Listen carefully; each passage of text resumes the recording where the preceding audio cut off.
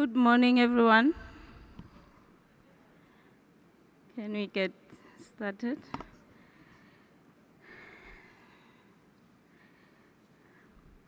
My name is Ponso Maruping. I'm the chair of the South African Council for Space Affairs.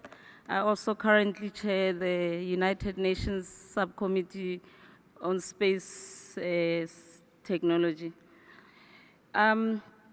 In line with this year's theme, the power of the past and the promise of the future, emerging space nations do want to be part of this future. They have awakened to the realization and appreciation of the impact that space science and technology can make in addressing socio-economic challenges. This morning we're going to have a panel, and I will invite each panel member. As I introduce you, please come up to the stage. The first panel member is Mohammed Nasser Ababi. He's the Director General of the UAE Space Agency. Dr. Ababi was appointed Director General of the Space Agency after leading the creation of the agency, which was established by federal decree in 2014. He has tremendous experience in civil and military work as well as academia. The next speaker is Dr. Armond Sami. He's the CEO of the South African National Space Agency. Dr. Armond Sami was appointed as the CEO in 2017. He has held a number of positions within the Department of Science and Technology, with the latest position being as a Chief Director for Science and Technology, and also chair the African Union Space Working Group, which developed the African Space Policy and Strategy. My next speaker is Mr. Armond Sami. He's the Executive Director, Geo-Informatics, Space Technology and Development Agency of Thailand.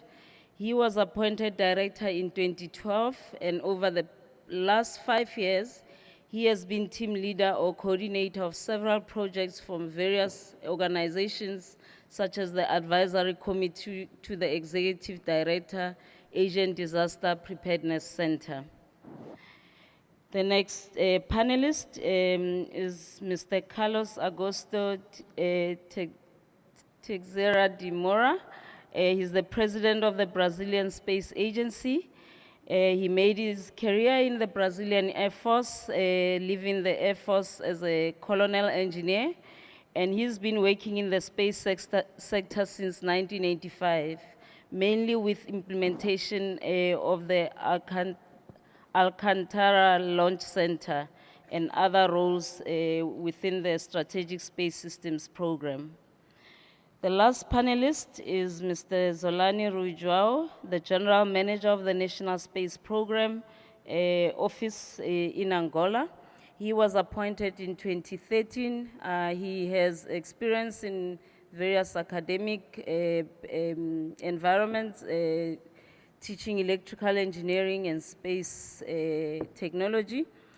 Also as a researcher, managing a project between Angola and South Africa.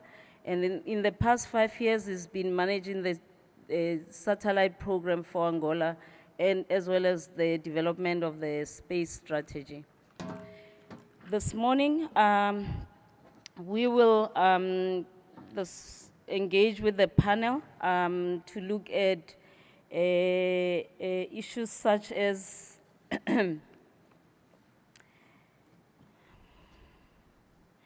we will engage with the panel to look at issues such as the technology drivers that are enabling the emergence of or the participation of emerging space agencies, some of the strategic partnerships that support this, issues around space governance and space, fourth industrial revolution, and the SDGs.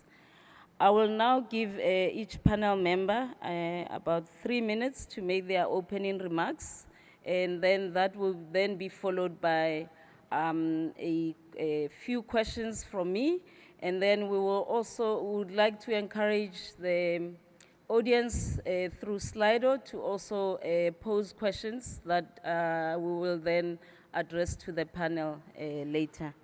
So over to you. Good morning. It's a pleasure to be here, and I would like to take this opportunity to give you an overview of our UAE Space Program. As you might know, UAE has an active space program in the Middle East. Basically, our country has identified space as part of our current and the future, and we have been investing in space in the last 20 years. So basically, today we have significant capabilities on the regional level.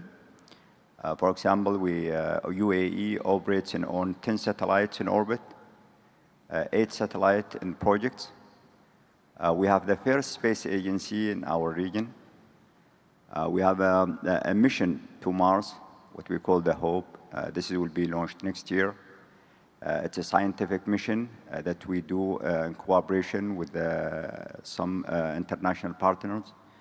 Basically, for us, this is a platform to acquire knowledge and networking and technology. The country has invested in our space activities more than $6 billion so far in different activities. We have a strong capability in satellite communications. We have 2 companies that are providing satellite broadband services to the Middle East, Africa, and even to South America. I had a word with Carlos that one of our satellites is providing coverage to Brazil, connecting schools and clinics in remote areas. We have a significant capability in education, in space education. 3 universities are providing space educations. We have a number of research space centers that are dedicated for space. We have an astronaut program. Our first astronaut actually came back early this month from the International Space Station. We are also active in the international level. We have a great cooperation and collaboration with most of space agencies, not only just signing, but we have active projects. We also have a good presence on the international level in terms of peaceful use of space, especially in United Nations and COBOS. We are also an active member in IAF. And also we are hosting IAC next year in United Arab Emirates and Dubai. We're also focusing not only in our country, but in our region. We are trying to establish regional space cooperation, especially with the Arab countries. We managed to get 11 countries early this year to establish what we called Arab Space Cooperation Group. It's a starting step towards a bigger cooperation in the future. We are trying to focus on building capacity, try to bring hope to the young people using space. We know space is a tool for innovation, inspiring people, and this is what we try to do. I'm very happy later on to answer some questions. Thank you. Okay. Thank you very much. Next is Dr. Armond Sami. Thank you, Chair. And thanks for the opportunity, and good morning, everybody. If I had to characterize the South African space program, the phrase I would use is gearing up. So essentially, what we're trying to do is look at projects that are at the turning point that will set us in a new trajectory, essentially. And just to capture 3 projects very quickly, the first is on space weather. We have the only accredited space weather center in Africa, and we've been designated by ICAO, the International Civil Aviation Organization, to provide space weather for the aviation sector in Africa. And we've just got commitment from the government to build a new space weather center, which will be 24/7 operational. And we're also currently looking for a research chair. We will develop capacity in South Africa around space weather. And the second project is on the assembly, integration, and testing facility. So we have an AIT facility which was built in the 80s. And so we've just also got commitment from government for the next 3 years to actually upgrade the facility and modernize it. And there are two specific pathways that we're actually following. The one is the CubeSats, which sort of started in around about 2008 as a university program, but now we're looking at missions. And the second is the small sats going up to about 500 kilograms.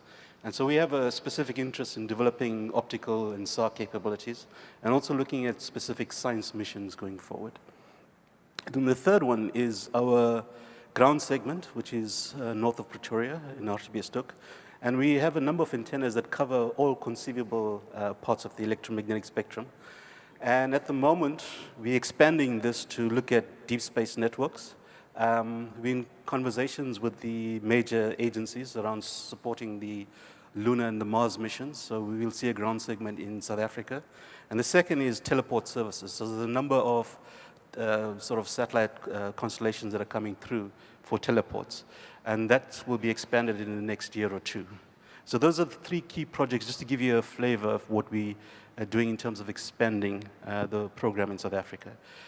I just want to invite the colleagues in the room to Space Ops 2020, which is on the 18th and the 22nd of May in South Africa, in Cape Town. So I'm hoping I'll see you there. And the last slide is you can visit us on stand 221 in the exhibition hall. We've got a friendly group of staff you can engage with. Thank you.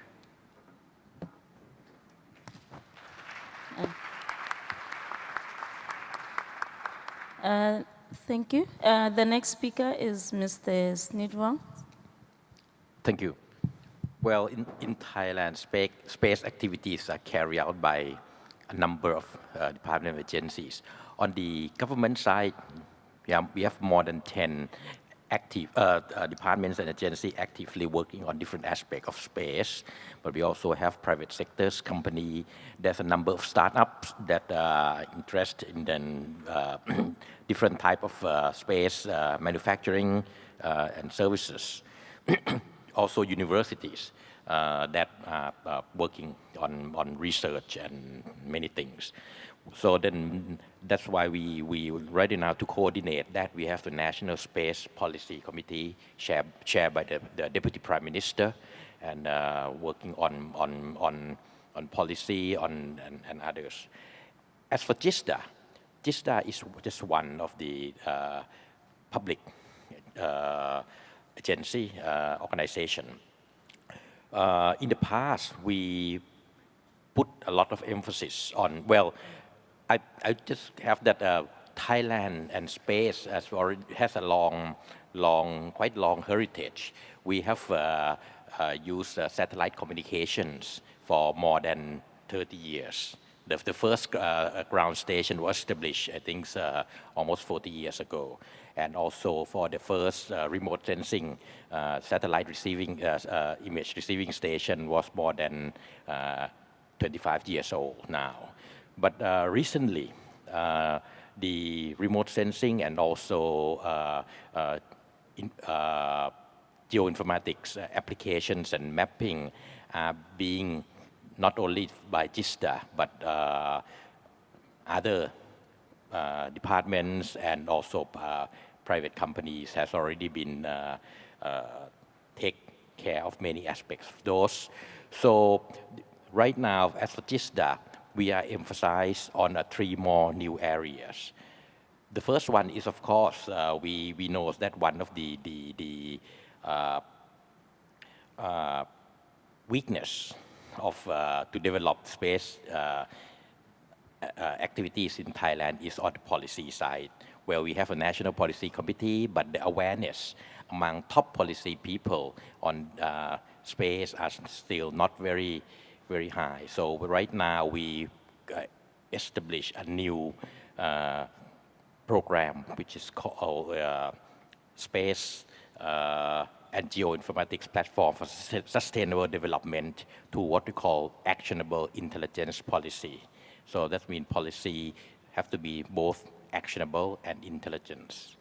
The second area that we are now emphasize will be on space economy through industry, manufacturing, and services. As GISDA, we are not doing this alone, but we facilitate through several means and incentives to small and large companies. And the third and last area will be space science, space experiments, space exploration, including the space weather, space situation awareness, and so on. This is, of course, it's a collaboration between civilian and military agencies that we as one of the new priorities for space for Thailand. So thank you very much for my briefing.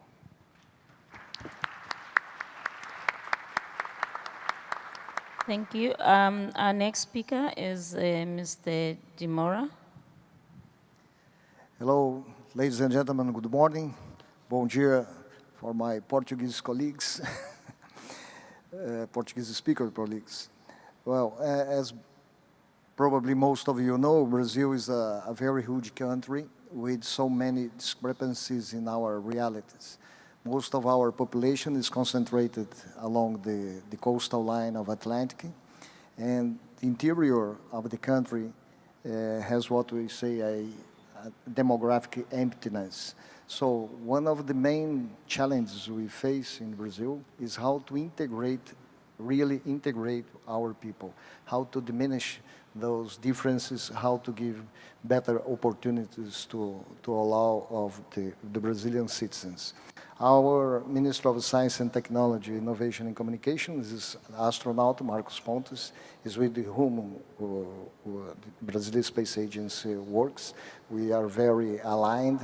And besides technology, he's always talking about education, education, education. And one of the good examples we can bring in order to show how space can really modify the reality in emerging countries is, as my colleague Mohammed said, in countries like Brazil, where you have so many isolated regions, the unique way you have to connect people is by satellites. So we have some private companies that we're doing that, and our recent launched state-owned geo-communication satellites, it's called SGDC. Just in this year, since January, we have integrated more than 8 million students, more than 8,000 schools and small hospitals and things like so. So this is one of the examples we believe that the space can really contribute to make the living better. Well, we have done some other activities in the space domain also. In fact, we initiated in the early 60s with NASA doing some small experiments in the atmosphere. So we keep some capabilities in launching rockets, in general sounding rockets. We have 2 launch centers. And we have also developed a lot of capabilities in Earth observation systems. So we have a National Institute of Space Research that has a lot of good work on space weather, meteorology, Earth observation, and other things. We have today eight federal universities that give courses on aerospace engineering. So it's a very good information for all of you that want to collaborate. We have young people eager to apply their knowledge in engineering and science. So it's really a pleasure to be with you, to share our expectations and our possibilities of cooperation.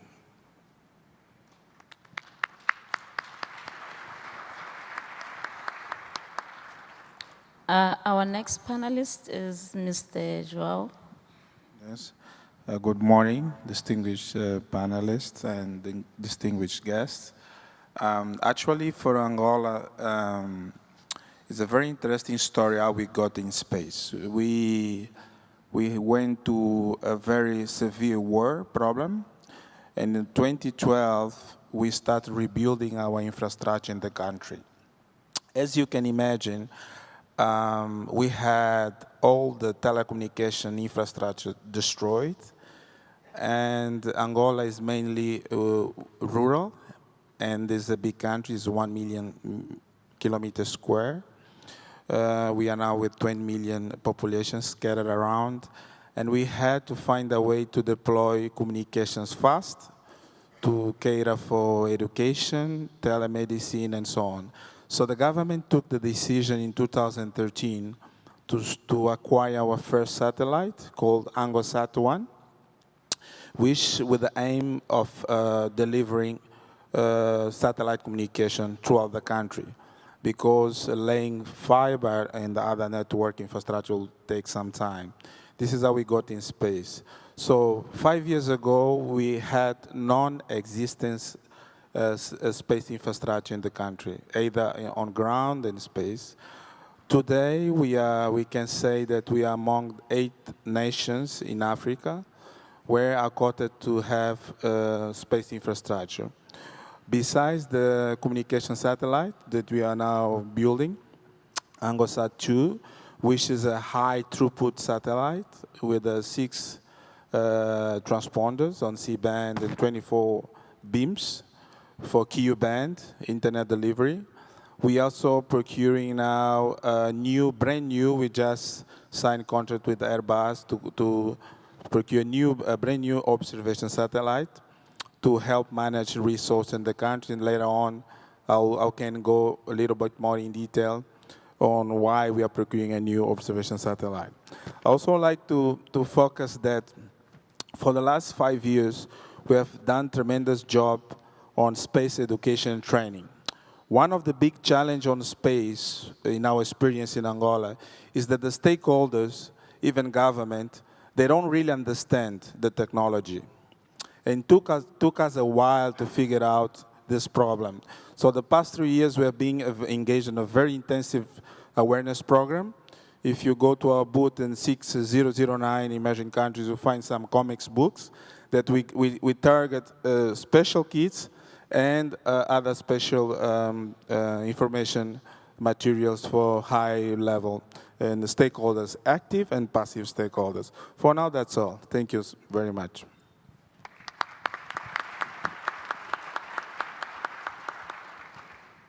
Thank you. It is said that one of the major changes that has happened and allowed more participants is as a result of the decreasing in barriers to access to space. For example, between 1970 and 2000, the cost to launch a kilogram remained fairly steady, an average of $18,500 US per kilogram. With the SpaceX Falcon 9, access to ISS, the cost is about 2,700 per kilogram. What are some of the technology drivers that you believe enable new emerging agencies to get involved in space?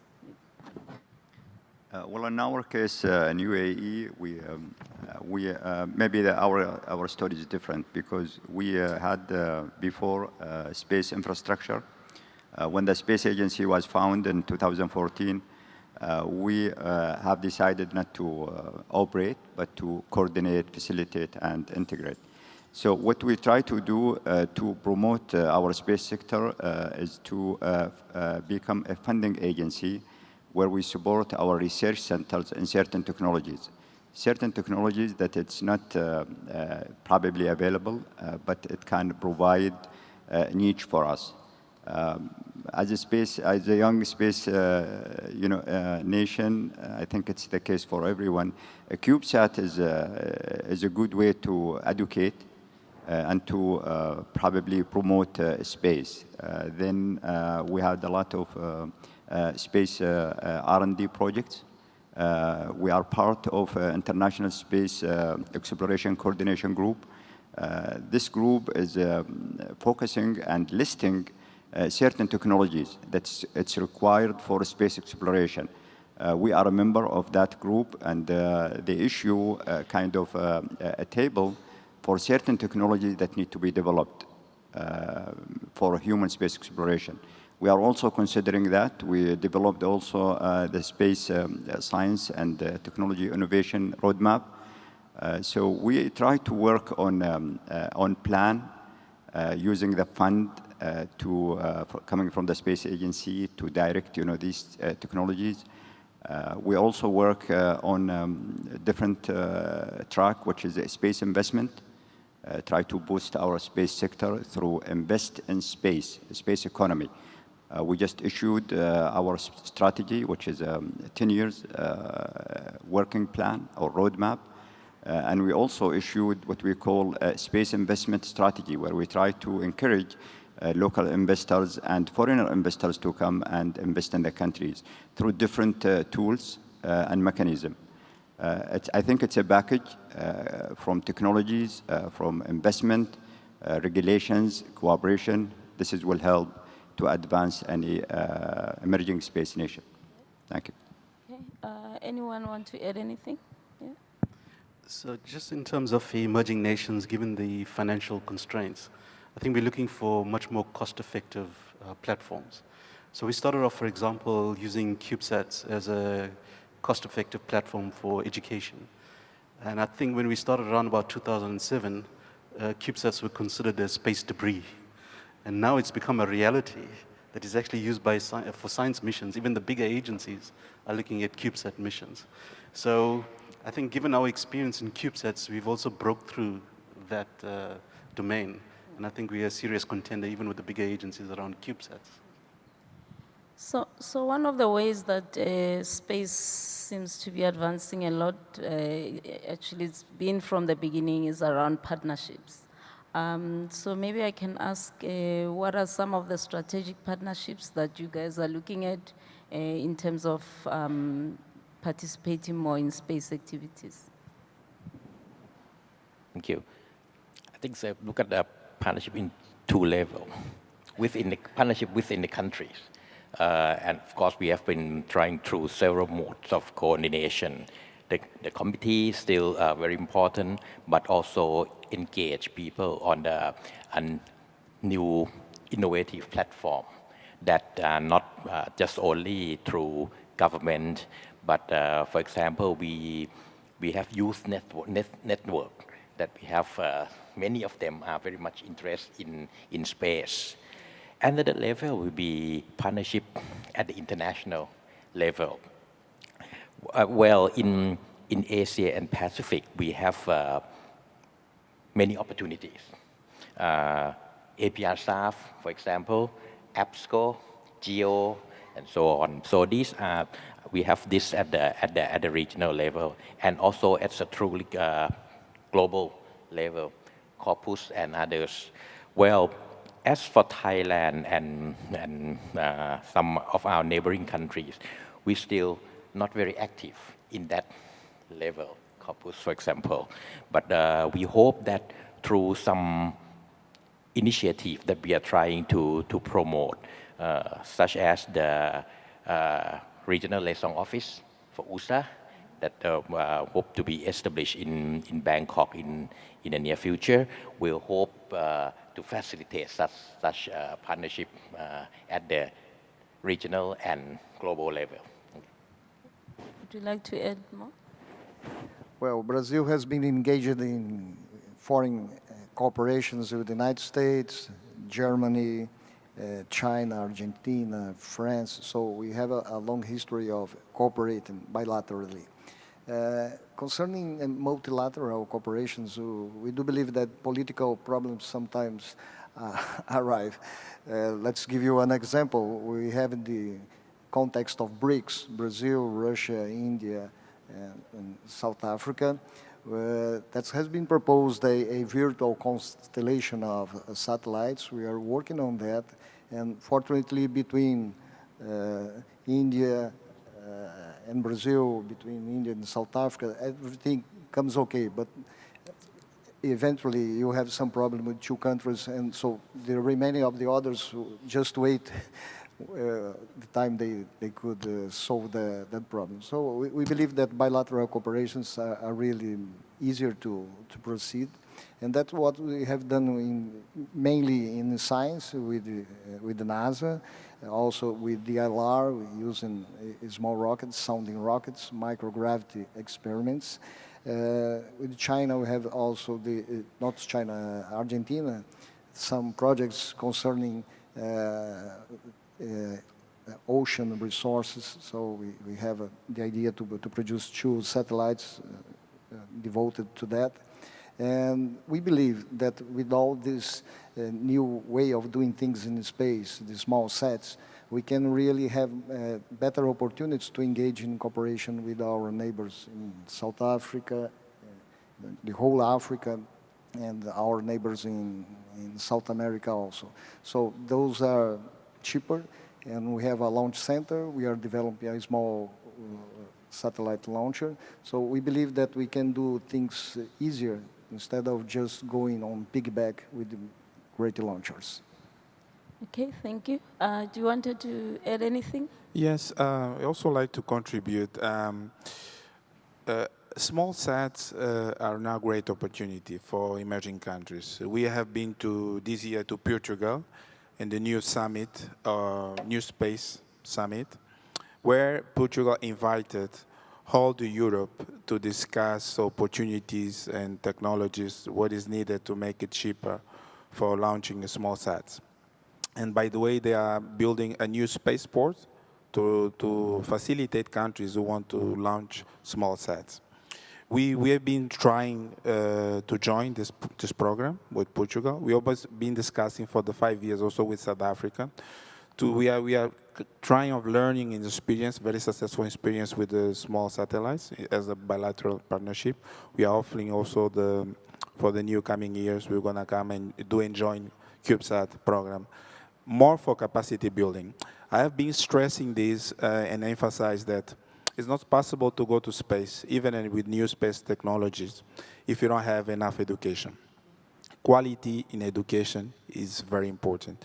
Then one of also our strategies on our bilateral partnerships is to go and fetch educations. We are doing with Airbus, we have now 8 master students doing on-job master courses with Uae Superhero on learning on the ground how to build either from small sats up to large satellites.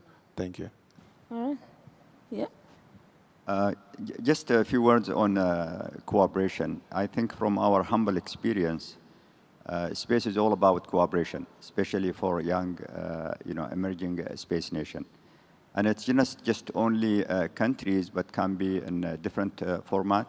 For example, it's important to engage with advanced space agencies, but also for non-government organizations. Any emerging space country need to also get the benefits. For example, IAF, it's a platform that you can engage, you can learn, you can advance, you can make connections. United Nations, COBOS, other space organizations, and also with the private sector. Today we see a shift that companies are investing a lot in space, and they are driving certain technologies. So my recommendation, and based on our experience, space cooperation is very important for any emerging space nation. And it should be not just only in one direction, but with all nations.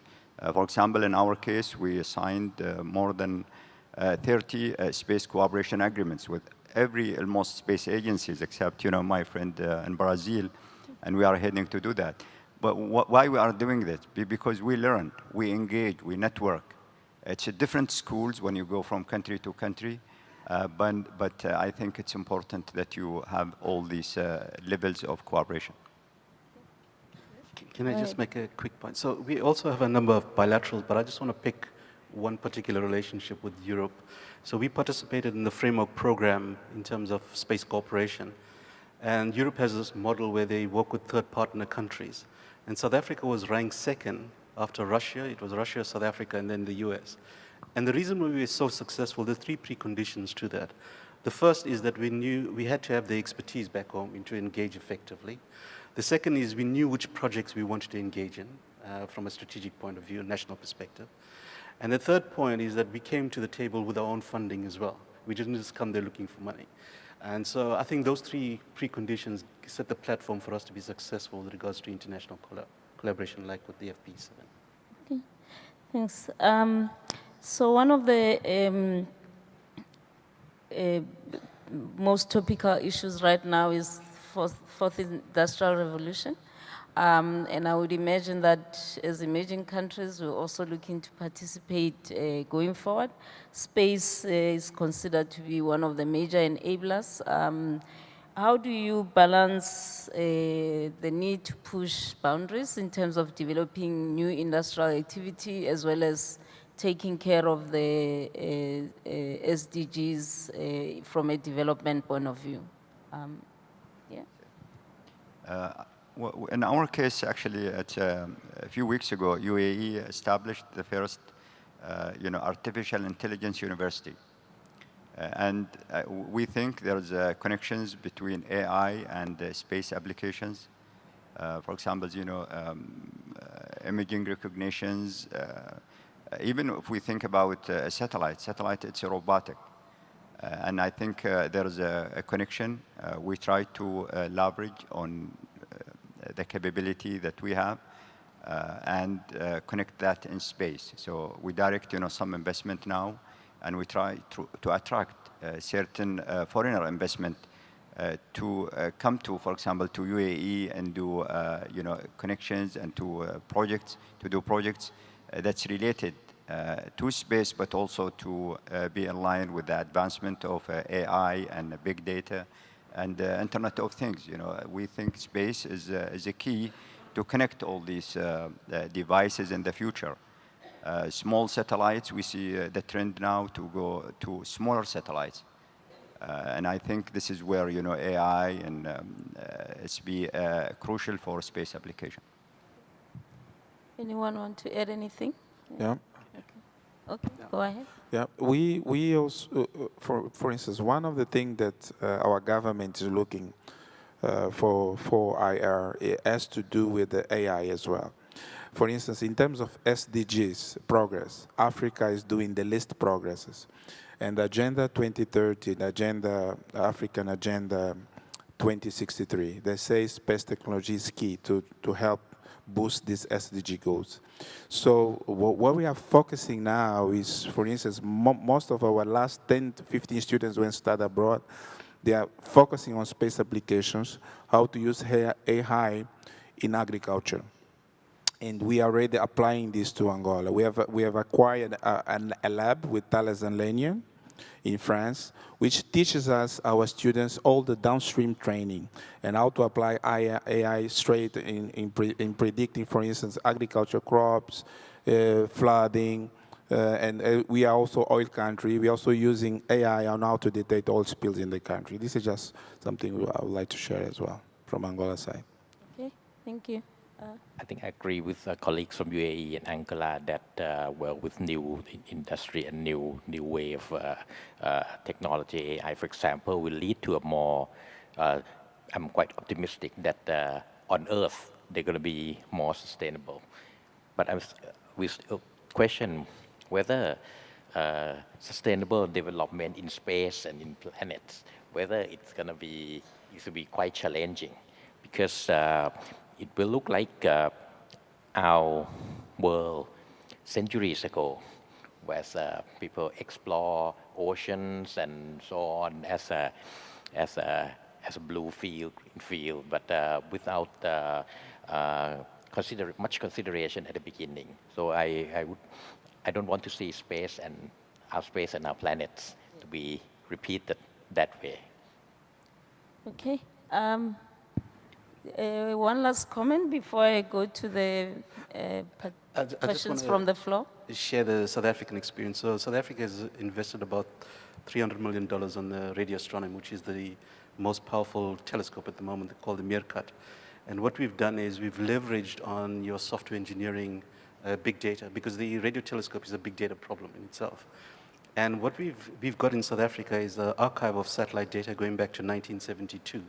And we started to build a data cube platform which will allow us to process data, analysis-ready data, since 1972, which is very important for evidence-based policy making, and especially in terms of achieving the SDGs. You want to look at what the trend analysis is, essentially, and arrest it and move it towards achieving the SDGs. And so a platform like that is very key in terms of achieving the SDGs. Okay, thank you. So please continue to post your questions. I'm gonna take audience questions now. The first question is, how do you persuade people in countries with fewer economic resources that it is worth their while to spend on space, I guess? Anyone? Well, the main driver I have for that is the examples we gave, considering connecting isolated communities. Probably most of you have read in newspapers the problems in Amazon region, things like so. Yes, that's a very important biome for everybody, for our country also. But inside that region, that's more than half of our country's size, we have people. We have 20 million people living there, and they need to study, they need health care, they need a lot of things. So how to arrive there and get there in contact? And I was talking with my colleague Mohammed, and he explained to me how cheap that may be, bring broadband to them and connect them, bring them to 21st century. This is one of the examples. Okay, thank you. Okay, the next question is, would it make sense to create an African Space Agency? As you know, the African Union has approved actually the establishment of the African Space Agency. And then the rest of the question is same for South America or Southeast Asia. Same model as ISA to bundle investment, leverage expertise. Well, maybe you want to say something about the African Space Agency? Why me? No, I'm kidding. Yeah, I think we went down the process of developing the policy, the strategy, and then started looking at the implementation plan. And now we're in a stage of looking at an African Space Agency. I think the key to answering this question is, what is the role of the African Space Agency? And the answer is that the African Space Agency should be playing a coordinating role. So you have 55 countries on the African continent. Probably only 8 of them are fully space-enabled in a way. But what happens to the rest of the countries? So the agency has a key role in terms of ensuring that the other countries come on par, but also bootstrapping what the national space programs have in terms of bringing that into the continent. So I think the essence of the question, or in terms of answering the question, is what is the role of the agency? And I think that's what we're still grappling with regards to setting up the agency. Yeah. Okay, any comments about the other regions? Yeah, for Southeast Asia, I think we discussed this about this within ASEAN, which is a regional political corporations. At the moment, we still don't have, but what we had already established is a regional ASEAN regional training center for space applications. And so that's, at least it will cover the role, bring people together annually and then make people understand. Because among 10 ASEAN member countries, Southeast Asia countries, we have so different range of advancement, space advancement. Singapore, for example, is among the top. But we have countries like Laos, PDR, Cambodia, Myanmar that are quite lag behind. So I think to make them up to the same level is important. Okay. Yeah. Actually, it's not mentioned in the question, but if we talk about Middle East, especially the Arab countries, we are taking an initiative by UAE Space Agency to create what I mentioned earlier. But the idea is to try to help these countries to navigate safely through and to establish space programs. The more countries are, entering, the space domain, we will be better off. Benefits can be shared, and I think space is important in certain regions, especially like in Africa and the Middle East. because we have difficulties when it comes to environment, to climate. Space can help to identify natural resources, to identify where to grow crops and everything. So I think it's a role on space countries who has some significant space activities to help others as well. Because, I mean, the benefit will be shared and everybody will be getting, benefits. The other question is, are any of you participating in the Artemis program and the Gateway project in any capacity? I think I mentioned the deep space network that we're setting up, so that will be positioned to participate in terms of supporting those initiatives. Yeah. Okay.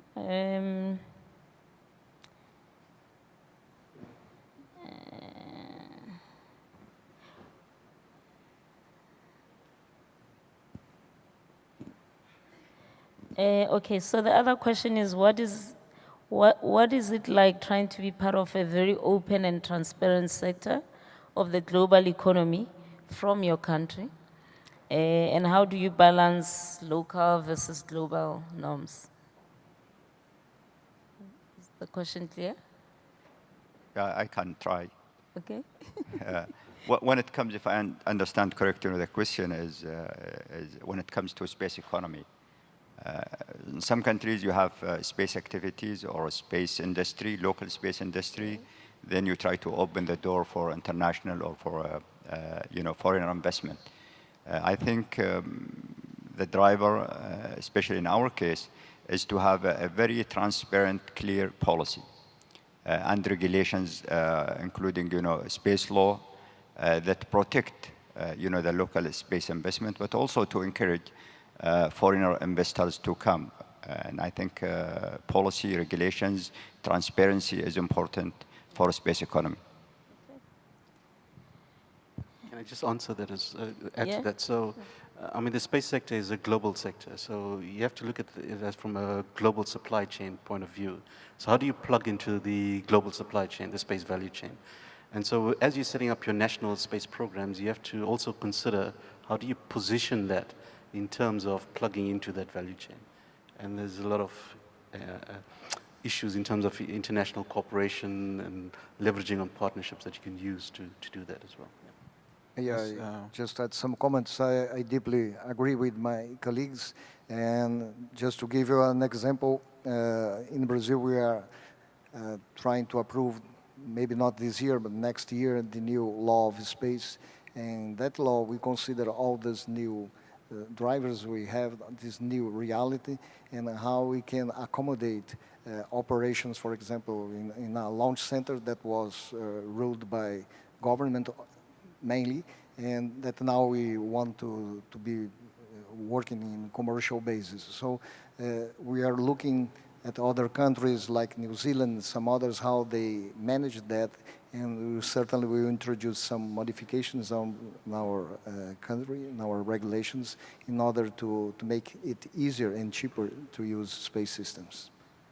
Yes, we also like to add a little bit on the space economy. The African market is a 7 billion market. This is a huge market. Some challenge, as some of the colleagues have already said, has to do with the regulations and policies. But what we are trying to do as well is to look how we can work on the downstream, where it's easier. You focus on more on applications, because we know that upstream is very tough when it comes to construction of satellites and launching. But our government is trying to see how can get a share of this 7 billion market share. Just to give an example, for instance, some African countries, they pay almost monthly $50 million to rent other satellite capacities for other countries. So if we come together on Africa regions, we can actually be part of this chunk of the money. For instance, in 10 months or 15 months, you can buy a fully HTS satellite and have part of this share market instead of having this exporting outside Africa. And on the other end, we have a lot of stress in Africa for jobs. if we look at this chunk of the money once again in Africa market, I think African countries have a lot of opportunity to make some money. Thank you. So my panel is itching to answer the question about women. I'm gonna start with a difficult one because there's two questions. It says all the heads of the emerging space agencies on stage are male. How do you see the role of women in your organizations? And then there's a specific one for the UAE. How do women get to work in the UAE within the space sector? So I will take the UAE question. Well, in our case, we are proud that women are empowered in our space sector. Around 35% of the total people who work in the space sector are women.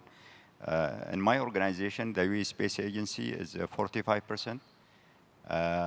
But also, I will give you a good examples. When we opened the competition or the applications for our astronaut program, 4,000 people applied. 1/3 are women. So out of 4,000, 1,300 are women who wants to go to space because they feel confidence. And also today we are winning, the UAE Space Agency winning the 3G award, which is geography, gender, and generations.